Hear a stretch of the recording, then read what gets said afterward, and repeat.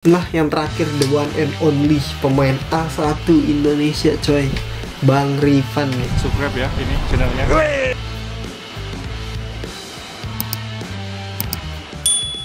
Kita lanjut ke Taito ya bro, Mizumachi Taito. Mizumachi Taito ini gue baru pertama kali nonton, gue baru pertama kali lihat pertandingan fullnya ya. Jadi dia ini adalah pemain yang setelah gue nonton itu gue langsung ngefans banget sama nih orang. Mungkin karena tingginya dia yang sama kayak gue, cuma 181, tapi dia bisa bantai-bantai pemain dengan tinggi 2 meter coy. Dan dia ini pemain yang serba bisa apa aja, loncatan sedada, walaupun passingnya itu nggak sebagus Siran ya, tapi dia itu masih kategori bagus coy. Dan semangat juang buat ngejar bolanya pun juga bagus. Bahkan daripada si Nimir ya, yang paling sering MVP itu adalah Taito, Mizumachi Taito. Bahkan semesan jedukannya si Taito yang lurus itu bener-bener terngiang-ngiang di kepala gue coy. Gue inget banget momen jedukannya itu, wah gokil sih itu.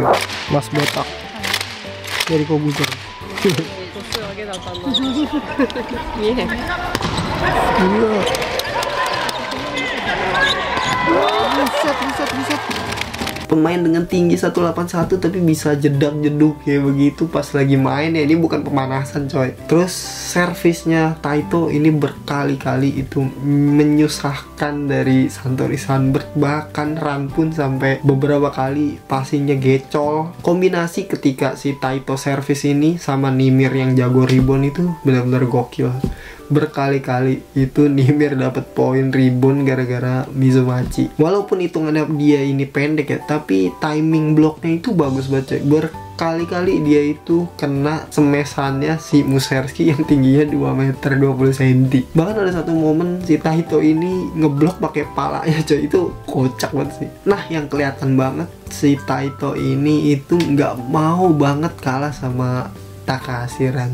Gue nggak tahu ya ada apa sebelumnya, tapi ketika Ran nyemes kayak begini, Taito sama gerakannya sama kayak Ran, diikutin persis gayanya sama persis. Contoh Ran nyemes dari posisi kanan ya kayak begini gitu. Terus yang paling gue kaget ya, gue beberapa kali udah nonton Ran ya, dan Ran ketika lawan si Taito, jadi si Ran nyemes, Taito ngeblok, Ran itu ngelewatin bloknya Taito, Ran itu ngeluarin muka senyum lebar coy.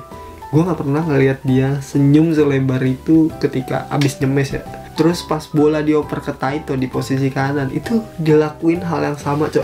Sama persis itu gerakannya. Nah si Taito ini juga orangnya itu suka senyum coy, kayak apa ya, ketawa gitu atau ngelakuin hal-hal yang kocak gitu. Cuma ada satu momen si Taito ini bisa ngegebok badannya, dadanya Ran itu bener-bener sampai Ran jatuh.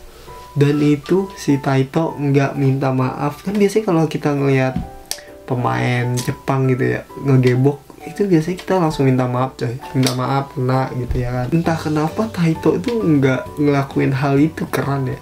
Entah sengaja atau apa, itu dingin banget sih beneran. Ran pun abis jatuh itu ngerasa kayak kaget banget gitu. Seakan-akan Taito tuh mau bilang gua tuh lebih jago dari lu. Gua nggak tahu sebelumnya ada apa ya, tapi kalau dilihat dari tahun kelahirannya, mereka itu sama-sama 2001 coy. Mungkin di SMA pun mereka udah sering ketemu. Bahkan gue pernah dengar isunya Taito itu nggak bisa masuk timnas Jepang yang senior ya, itu karena tinggi badannya coy. Akhirnya si Taito ini memutuskan buat pergi ke voli pantai. Dan kalau misalkan kalian ngelihat video Mizumachi Taito di Jepang, itu banyak banget di komentarnya minta buat si Taito ini harusnya dimasukin ke timnas Jepang sih. Tapi gue nggak tahu federasinya kayak apa ya masalahnya. Ya apa tinggi badan sangat mempengaruhi gitu ya kan. Padahal kalau dilihat-lihat si Ran 188 kan, sedangkan si Taito ini 181, cuma beda 7 cm coy. Tapi kelihatan banget bahwa si Taito ini itu ngegendong Wolfdog ya sama Nimir dibandingkan si Ran di Santori gitu. Belum selesai ngebahas dari Mizumachi Taito, yang paling serem dari ini orang adalah ketika dia di blok. Orang pada stres biasanya. Temennya itu ada si Yamazaki di blok sama si Muserski, dia langsung kelihatan stres gitu. Sedangkan si Mizumachi Taito abis kena blok sempet-sempetnya masih nyengir bro. Bro, orang mana yang habis di blok masih sempet nyengir?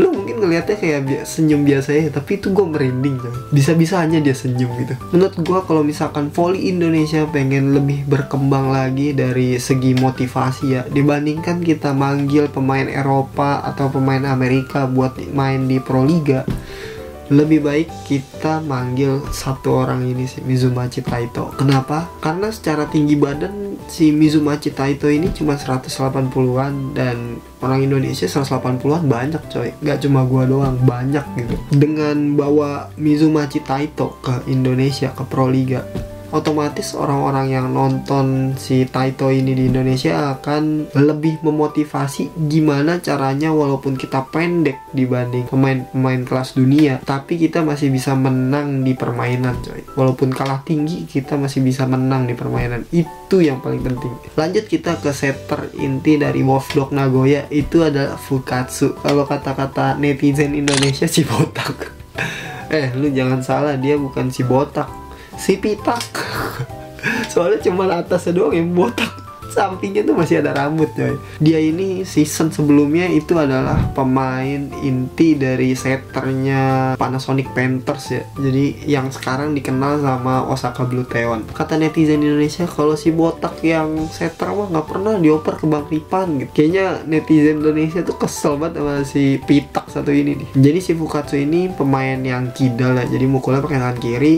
Dan ketika servis itu bagus banget servisnya, benar-benar ngevlog banget, jatuh tiba-tiba bolanya. Dia beberapa kali juga bikin lawan kesusahan dari servisnya dia, bahkan ada servis S-nya juga. Dan menurut gue yang paling menonjol dari si Fukatsu ini nggak cuma operannya doang yang menurut gue cakep, tapi dia itu sebagai penenang coy. Gimana maksudnya? Jadi ada satu momen ketika si Musherski itu di poin-poin kritis set 5 dia jedug gitu, bolanya bener-bener jedug ke bawah gitulah. Dan biasanya para pemain tuh kalau misalkan abis nerima jedugan kayak begitu ya langsung diem gitu kan, terus musuhnya pun senang-senang dan penonton pun bersorak buat musuhnya.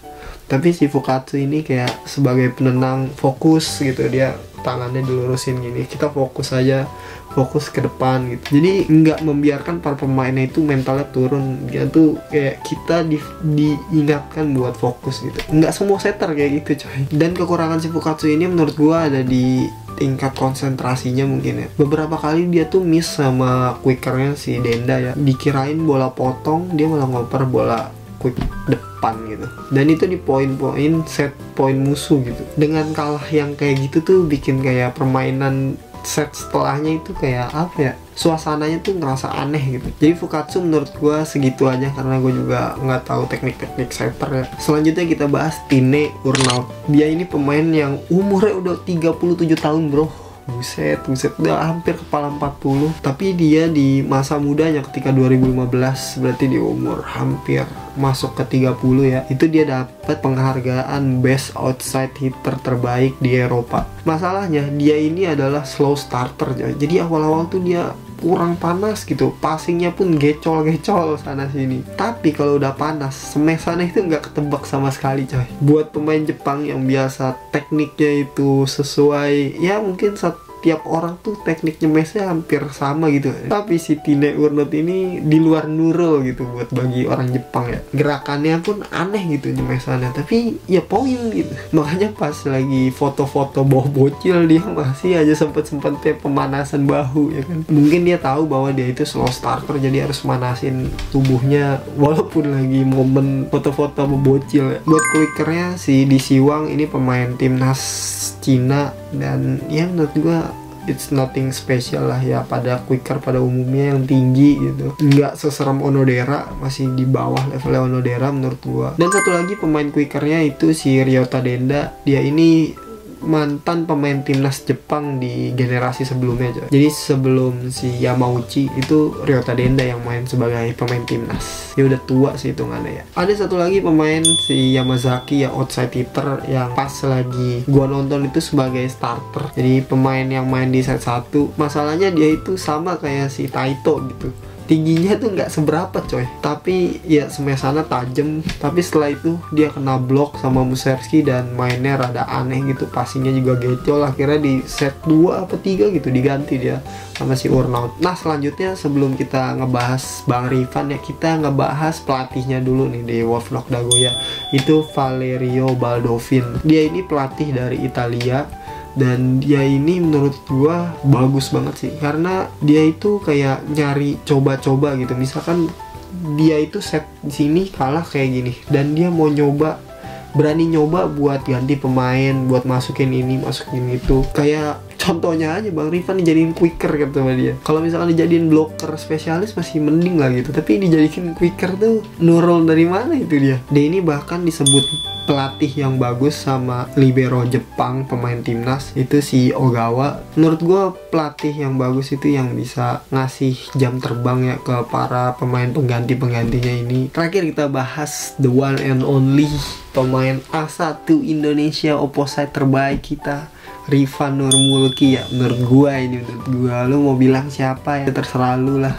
Pokoknya menurut gua, terakhir gua nonton video Bang Rifan itu yang Kapolres Cup Pati itu kalau nggak salah 2022. Entah kenapa ketika pas lagi cemes-cemesan pemanasan ya, dibandingkan dengan pas di Kapolres Cup Pati itu, gue ngerasa Bang Rifan tuh kayak kurang semangat gitu, kok lemes gitu loh Bang, nggak sesemangat dulu gitu buat nyemes. Entah setternya, entah suasana dingin, kan lagi dingin banget waktu itu, atau apa ya, gue nggak tahu sih. Tapi pas loncat gue ngerasa ngototnya itu beda gitu. Apa karena cuma pemanasan doang, pengen ngepasin tangan doang sama operan gitu, gue kurang tahu sih. Nah jadi pas pemanasan itu Bang Rifan dikasih bola quick, cuma bola quicknya itu kayak rada lambat gitu ya, jadi kayak bola semi gitu lah menurut gue, bukan bola quick gitu ya. Terus yang lucu pas lagi passing sendiri Bang Rifan sebetulnya gecol loh Bang, ya ampun. Dan ketika pertandingan Bang Rifan dikasih kesempatan buat main di set 1 ya, di akhir-akhir set 1 sebagai blocker spesialis. Sayangnya langsung dimatiin sama bola quick musuh. Di situ Bang Rifan kelihatan banget kecewa banget gitu. Baru masuk gua gitu, langsung diganti lagi. Kalau misalkan dilihat itu bolanya itu pas dipukul sama musuhnya kena tangannya si Wang DC ya, ngeblok. Terus bolanya itu masuk ke daerah bola Bang Rifan gitu. Seandainya aja Bang Rifan bisa lebih cepat lagi buat loncat, itu mungkin akan kena tangannya Bang Rifan. Tapi karena Bang Rifan juga harus waspada sama pemain outside hitternya musuh, jadinya dia tuh harus ngeblok duanya gitu. Jadinya blok Bang Rifan tuh agak telat. Nah di akhir set 5 poin penentuan, Bang Rifan masuk lagi coy. Dan kali ini disuruh ngelawan adik-adikan gua, Ranta Kahasi. Dimana Ranta Kahasi ini bisa ngelihat blocker ketika lagi nyemes ya, jadi tergantung blocker kemana dia buang kemana gitu. Pas masuk pun Bang Rifan dikasih beberapa masukan sama teman-temannya. Terus pas Bang Rifan masuk itu dimasukin juga pin service, jadi pin service masuk, blocker spesialis masuk. Dan karena service yang bagus dari Yamazaki itu bikin bola pertamanya itu nggak nyampe tangan Oya dengan gampang, dan Oya akhirnya ngoper ke Musherski. Musherski pun harus nyemes bola yang rada susah, akhirnya kena blok. Tapi ketika bola mau jatuh, Ran ada di sana buat ngambil passingnya coy, bantu rebound. Nah bola coveran si Ran itu datang ke posisi 2 dimana si Musherski berdiri. Sayangnya operan Musherski kurang bagus karena nggak nyampe ke antena, dan Bang Rifan nggak biarin buat lolos. Menurut gua Bang Rifan itu nutup sebagian besar bolanya Ran. Tangan kanannya Bang Rifan itu nutup pukulan lurus, dan tangan kirinya nutup sebagian besar bola cross. Ran yang takut sama bloknya Bang Rifan, akhirnya Ran berusaha buat buang bola ke cross tajam, tapi sayang sekali kena net. Saking cepet ya pas nonton langsung, gue kira itu kena tangannya Bang Rifan ya, tapi ternyata itu kena net coy, nggak lewat bolanya. Ini emang bukan poinnya Bang Rifan, tapi menurut gue apa yang Bang Rifan lakuin itu sesuatu yang berdampak buat poin krusial ini. Dan akhirnya pemain kesayangan timnas Jepang tergeletak di lapangan coy. Ya menurut gue tim Wolfsburg ini adalah salah satu tim yang terbaik di Liga Jepang saat ini, karena sekarang posisi peringkat 2, peringkat 1-nya Osaka Blue Theon. Wolfsburg Nagoya cara mainnya itu sangat fokus ke Nimir, dan ketika Nimir ini udah beberapa kali kena blok atau pengen istirahatin Nimir, itu bolanya akan dioper ke Taito Mizubachi. Jadi dua kombinasi antara Nimir dan Mizumachi Taito ini yang bikin WoW Dog sekuat ini menurut gua.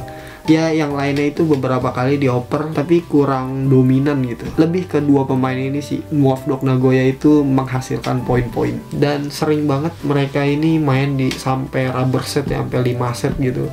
Dan semoga aja kita dukung terus Bang Ripan ya bro di WoW Dog Nagoya ini. Buat temen-temen yang pengen dukung Bang Ripan, jangan lupa subscribe ya bro, karena gue akan nonton Bang Ripan lagi di akhir bulan Maret ini coy. Jadi supaya kalian gak ketinggalan videonya, bantu subscribe dan nyalain notifikasinya ya bro. Ya jadi segitu aja video kali ini. Terima kasih buat yang udah nonton. Dukung terus pemain Indonesia yang abroad dimanapun mereka berada ya bro. Terima kasih Sobat Volley. Salam satu hobi. Bye bye.